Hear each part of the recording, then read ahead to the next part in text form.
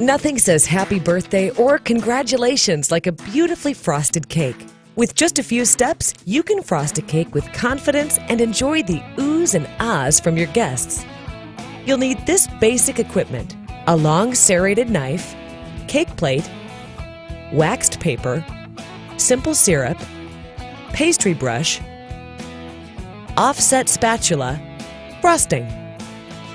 Step 1. Make flat tops. If the cake layers have dome-shaped tops, you'll need to trim them to make the tops flat.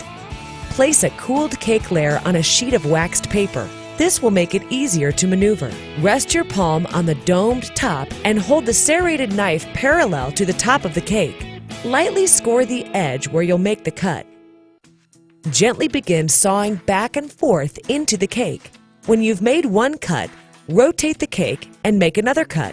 Step 2. Prepare to frost. Put the bottom layer of cake on your cake platter. Tuck in strips of waxed paper beneath the edges of the cake to keep the platter clean while you're frosting. Lightly brush loose crumbs off the cake.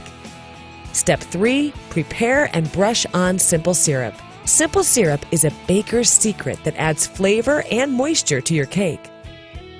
To make simple syrup, add 1 cup of sugar and 1 cup of water to a medium saucepan and bring to a boil. Flavor your syrup if you like.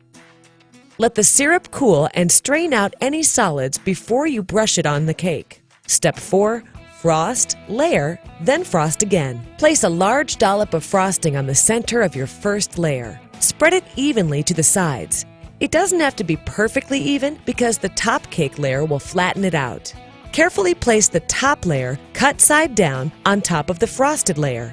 Do your best to align the layers. Don't worry if frosting squeezes out the sides. You'll use that later.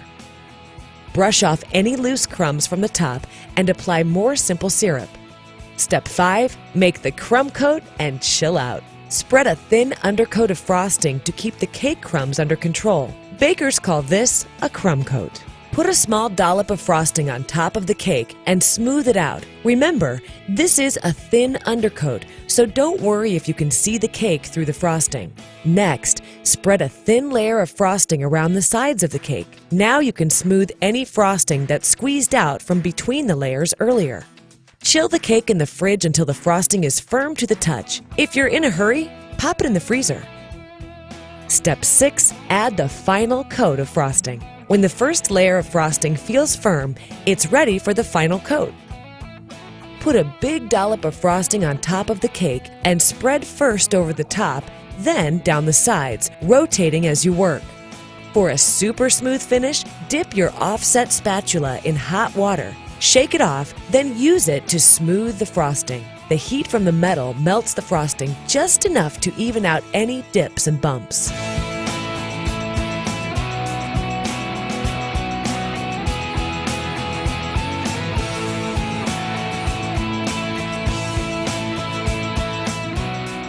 Put the finishing touches on your cake with edible flowers, fruit, chocolate shavings, or sprinkles. When you've finished, carefully pull away the strips of waxed paper and wipe off any spills with a damp paper towel.